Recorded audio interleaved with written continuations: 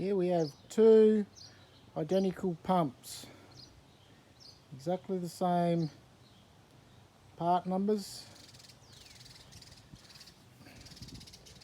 like right to the very last digit. Every digit's exactly the same, both pumps. See that?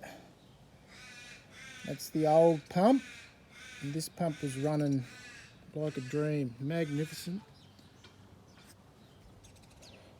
That's the new remanufactured pump. Now the only difference between this pump and that pump is that's genuine Denso OEM, and this one is from China, which is no brand. You can see there's no, it's aftermarket, but it's pretty well identical, manufactured similar. The only difference here I see is a slight difference here compared to this. That's not there. And this one, for a Toyota Coaster 2000, has a tacho that screws in there, and two wires go over here and go into the plug along with the solenoid.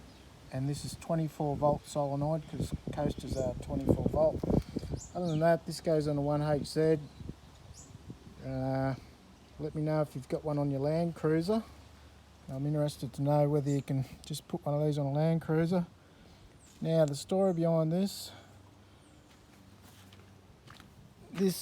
pump was running like a dream, and I made a mistake and put 6 litres of AdBlue in the tank. I asked the service station before I drove it, what is AdBlue, and they didn't give me any warning or anything. They really didn't. They were very vague. I drove up the road and it stopped. I immediately drained the tank, did a Google. It said to take the pump off, drain the lines, everything. This pump was sent away, taken apart. It was going to be $4,000 to fix it, so I didn't want to do that. I bought this one for $1,000.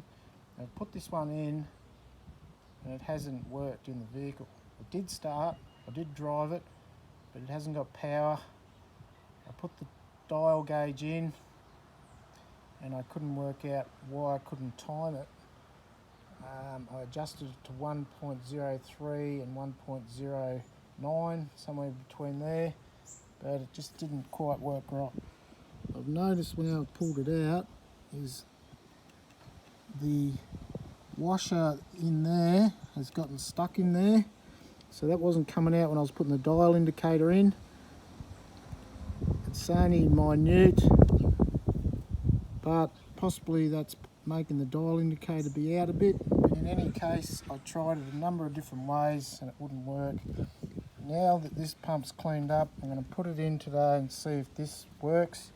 Notice this one's got the line here, and this is where you line it up to another notch that's on the housing. So I'm going to put this old pump on, fill it up with diesel, turn it over, and see if it'll start and run, and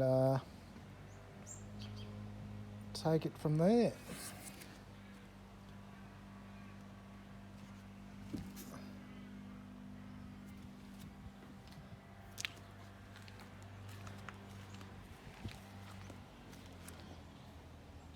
Toyota Coaster 1HZ B50R NSQNMS, something like that.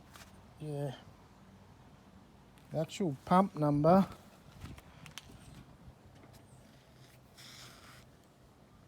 is that one?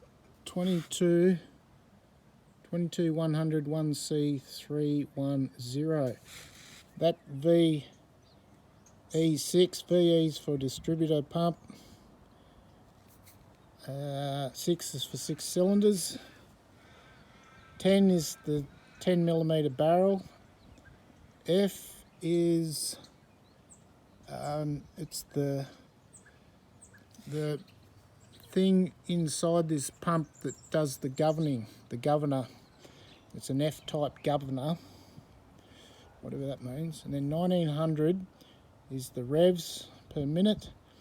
It's a right hand, which means it goes clockwise. If it was left-handed, it'd have an L and it'd go the other way, counterclockwise. And the ND314 is a serial number.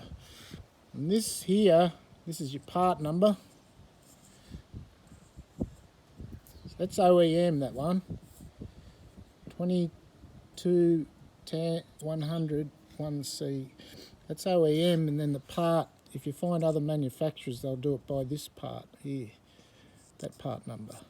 This one here, I'm not sure what that is, serial number or something, and I don't know what C31 means. I know it's in here, but yeah, anyone know what just C31 is? It 31 millimeters or something like that? Because the thickness of that head, that's 32.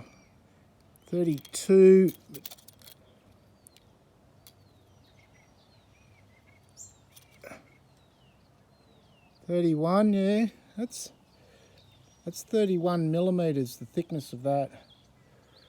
Where are we? I'll start it from the 3 there, because see, that's 31 millimeters. So maybe it's the 31 means that the thickness of that head, and that determines the depth of the stroke and also the volume, circumference, in a three-dimensional sense, how much fuel gets injected each time. Anyway, let us know what your thoughts are.